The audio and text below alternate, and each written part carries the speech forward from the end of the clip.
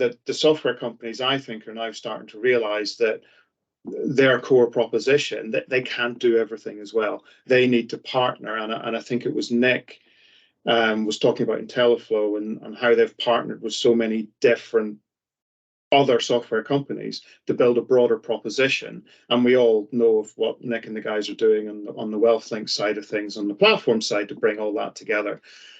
But then you get the flip side of that in various conversations where some advisors are building their own database and then trying to integrate that database with different technologies. So I do get slightly frustrated that there doesn't seem to be a consistent view of what the sort of primary set of technologies that an advisor firm needs to run its business.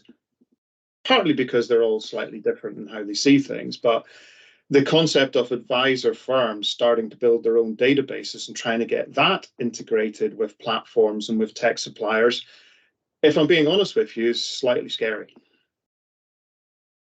That's interesting, because I think that's where it should be.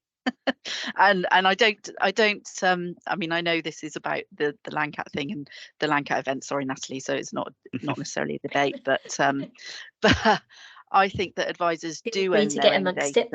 No, I think advisors should own their own data, and what we need to do is help them access that better. So maybe we're not too far apart, Billy, but I think that if advisors can control their own data and own it, then integrating with different systems and technology will become much easier. Sorry, my point wasn't whether they own their data. Of course they own their own data. It's how do you keep that database up to date with everything on all the platforms and all the technology that they're using to run their business. That's the challenge. I think that's right. And then to lead on from that, I think there's this thing about you can be jack of all trades, master of none, and so if we try and solve the problem by expanding individual technology stacks to do more things, I think you end up norming down, unfortunately, in terms of capability, innovation, change.